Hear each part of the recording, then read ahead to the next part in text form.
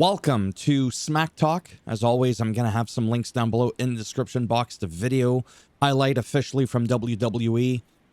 The text results right here. I'm going to have this link as well if you want to check it out.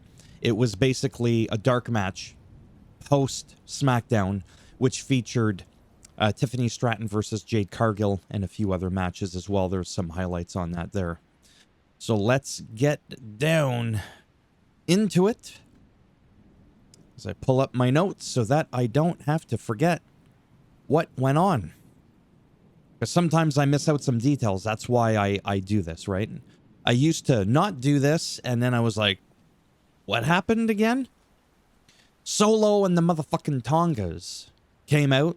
Solo talked about stomping out Jimmy, Jacob Fatu, and Sami Zayn. Sami Zayn then came out and said, you know what? There's more than just the heavyweight championship.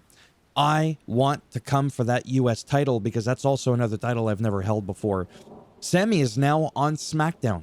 He's been transferred, which is interesting. It just kind of happened out of nowhere. I mean, that can happen. All Out Brawl.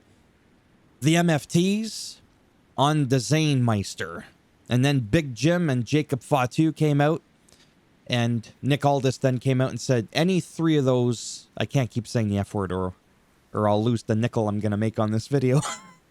We can laugh about it. It's okay. Any three MFTs versus Jacob, Sami, and Big Jim for the main event that night. Alexa Bliss defeats Piper Niven. Post-match beatdown between Flair and the Secret Hervis. I'm really liking this. It was funny seeing Piper Niven dance a little bit, bust out some moves and stuff like that. She's really nice, too. She's on Twitter. Quite active. Now this, I always say everything's interesting, but this is interesting. The Miz and Carmelo Hayes defeat Fraxium. And the reason it's interesting is Hayes is not happy with The Miz constantly tagging him in. As you can see, Carmelo Hayes is like, the horror. He was going for nothing but net. He didn't even get the backboard. He got nothing. Because The Miz slapped him on the back, skull-crushing finale through the mat, and that was the end of it. I really hope somehow, maybe, someday, because the crowd likes him. They're cheering for him, and rightfully so. He might get a face turn. Remember, to have a hero, there must be a villain. Drew McIntyre addresses the Cody Rhodes attack. Drew did not attack Cody. No. Cody attacked Drew. Drew McIntyre defended himself. There's no medical updates on Cody. This is setting up the next feud.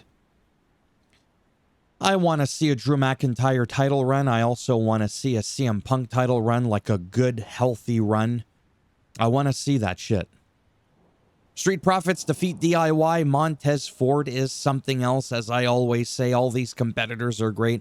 I still feel like DIY is a little underappreciated.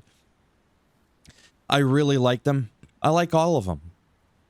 But if I had to pick one, Montez Ford. He's just, you know what I mean? I want to see that dude someday do something in the singles run. It always, that's another thing I want to talk about really quick. It's funny how we're like, it's a shame. He would do so good in a singles run. That's not an insult if you're a part of a tag team. But generally speaking, singles run are usually held higher than tag team. Tag team division tends to be, no offense, the mid-card, the mid-genre of wrestling. It shouldn't be, in my opinion, but whatever. I think some other wrestling promotions even have 3v3. Now, backstage, very important, but it's not here. R-Truth does the comedy act / serious backstage when he's confronted by Aleister Black. I almost said Aleister Crowley. I don't know why. Aleister Black. And I like it because R-Truth already addressed the situation, saying it's familiar, it's what people like. So he's gone back to predominantly the comedy act.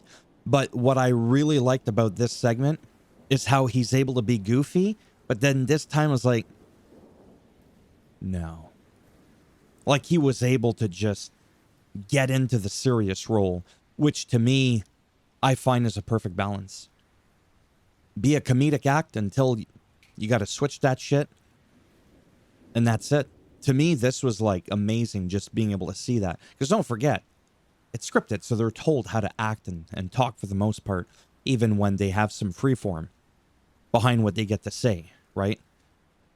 And then Sammy and Jimmy and Jacob defeat Solo and the MFTs. Jacob wasn't too cool with Sammy initially when they were backstage, stating that, you know what, man? I didn't do that to help you out when you got jumped. He came out for his brother, Big Jim. Okay? But post-match, they hugged it out. It was beautiful. It was a Kodak moment. And if you don't know what that means, it's because your punk ass is too young to know what that means. So, let's talk about this really quick. The title up here says, Jade Cargill taunts fans, turns mean after SmackDown. Because she went really vicious on Tiffany Stratton. She lost. It was a dark match right after SmackDown. Did not even know this was a thing. She taunted the fans a little bit, slapped her behind. Did a couple of things like that. The video was on Twitter. And then we also had R-Truth that defeated Aleister Black by disqualification. There's a little rundown of what happened in the match. Then Bronson Reed defeated Penta. Again, these were all dark matches that weren't televised. It happens. And I don't know how often that happens. Either which way, that's what went down. I gotta go. Don't want to make this too long. 7-minute mark. That's usually around my cutoff now. I'm going to have a bunch of Reddit shit to talk about later today. I pulled up a bunch of articles, open tab for each discussion that I'm just randomly going to get into. Which, by the way, well, you already know. It's my favorite kind of video to make, the Reddit ones, because they're just random topics of conversation that have to do with wrestling and nothing else. There's no video games. There's no, like, specific format. Like, here's what went down on Raw or SmackDown. I don't know what this is. Or a PLE event. I like the Reddit one because I get to talk about multiple things and just spew a bunch of shit. It's fantastic.